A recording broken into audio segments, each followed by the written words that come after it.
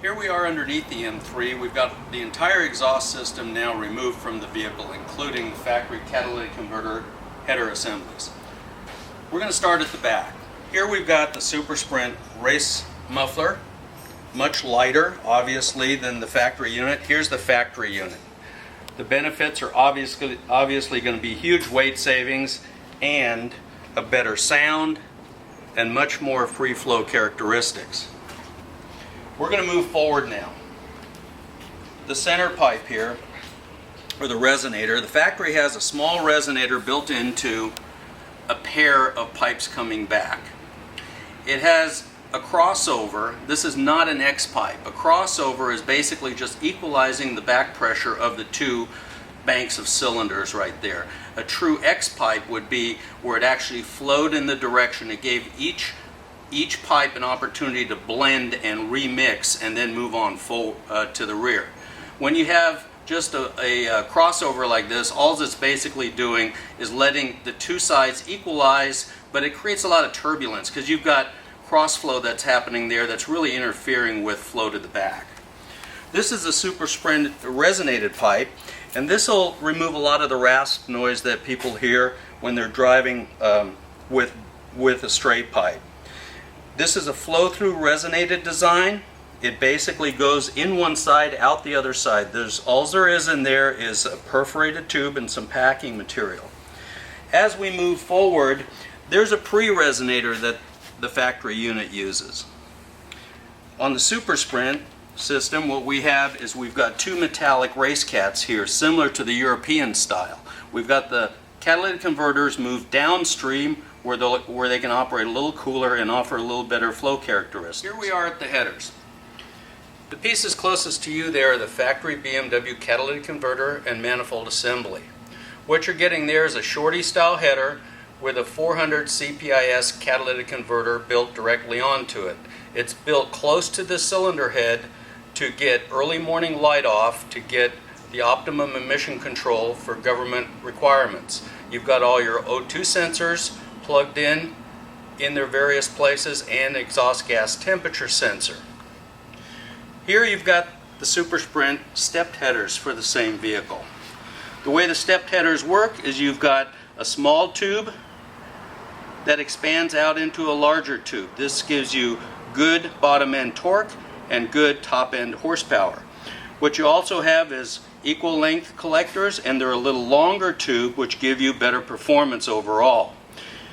The way these are designed, they're designed to go into the factory style European or Supersprint metallic cats. These are the best performing headers on the market today. You're going to have machine flanges at the top. Factory uses a stamped flange. These are the best sealing. You've got all your O2 sensor and exhaust gas temperature sensor bungs in place. And this new version does not require you to use the second section from Supersprint. These are compatible with the OE second pipes, and they're also compatible with other brands or the metallic cats from Supersprint. The new version is also capable to be installed on a left-hand drive and right-hand drive vehicle. So now we're going to install these headers and we'll finish up our installation job. Okay, now we'll discuss where to put the O2 sensors and exhaust temperature sensors on the Supersprint headers. Obviously, we've moved our catalytic converters downstream. So we're going to take both of our post-cat oxygen sensors. These are the ones on the downstream side of the catalytic converters. There it is on that one. Here it is on this one. You're going to mount those to the catalytic converters on the Supersprint section. There's enough wire there that'll reach to the front. Then you're going to take your pre-cats, which are ahead of the catalytic converter. You're going to take those units and mount those in your choice of these O2 sensors. Just pick the most convenient one. These are bungs, and leave plugs and tighten the plugs in the ones that you don't use. Now you do have the exhaust gas temperature sensor, which is this unit right here. And what you're going to do there is on the shorty, on the short section, the number 4, 5, and 6 cylinder, there is a special bung right there for that unit to fit into. My recommendation is to take The gaskets that fit on the cylinder head, put on a dab of silicone glue or some kind of sealant to just hold them in position. You don't need to coat the whole piece. It does not need that for sealing purposes, just to hold it for you. And then what we're going to do is just slip these on up in there. Okay, first step to installing the headers is take that sticker off right there, because it's going to burn for quite a while as the engine starts to warm up. The orientation we've got on these things is these two pieces are going to fit into the vehicle like this. I'm going to put the long section, the forward section, in first, but I'm not going to install it. I'm just going to put it in position. I'm going to push it as far forward as I can and leave it loose. It's right now over one of the studs, and I'm just holding it for position purposes. Then I'm going to take my second piece, and you're going to need a friend at some point to help you. If you don't have a lift, it gets kind of tricky. Bring this down as far as you can. You want to slip that second piece in there, and it'll sound like it's bouncing around quite a bit. Now this is where you're going to need somebody's help. You got to get both sets semi-started on their respective studs in order to get that positioning correct. Now, I've got the rear started on the studs in the back. Then what you're going to do is you'll get the front ones started on their studs. Now you'll need somebody to help you get the ports aligned and stuff. Get one nut started on each header. Don't tighten anything at this point. Then lower the car or work from the top. You'll see most of the nuts up there that you're going to need to tighten up. Keep everything loose till you get everything started and in position. And there you go. Okay, now we've got one nut started on each header section. We're going to lower the car. We'll install most of all the rest of them from the top, and we'll gently torque them down until we start seating up against the head. Always confirming that we've got good orientation on these two pipes coming out here. We've got to make sure we stay away from the body. We also have to make sure that we stay an equal distance away from the pipes. What we're going to do is we're going to torque everything kind of evenly so we don't have something pulling against something else. Then what we're going to do from the bottom, the only thing really left to do is install our O2 sensors and our exhaust gas temperature sensor, and we'll be ready to go.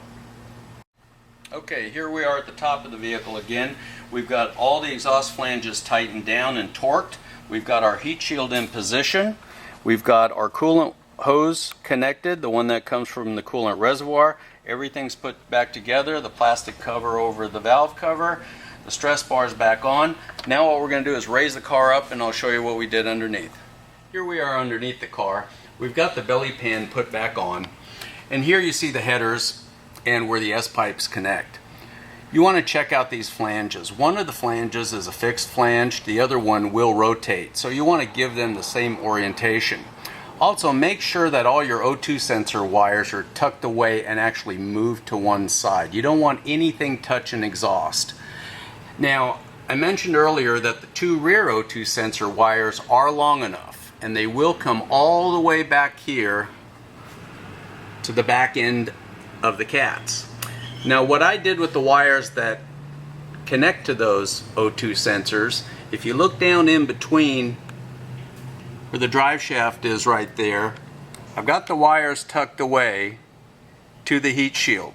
I actually drilled one small hole in the heat shield there and put a tie wrap to keep them off the exhaust, to keep them away from the exhaust until they had to come down and actually enter the catalytic converters. We've got our center supports put back on with the connectors. Now on Supersprint, the center resonator goes into a single pipe. It's much easier to work a single pipe and still get the same flow characteristics. There's the resonator right there. Then we go back out to the rear race muffler and we branch off into two, which gives us the opportunity to either use a factory exhaust or use the race muffler from Supersprint. There's the whole system installed underneath the M3. Now let's go for a road test.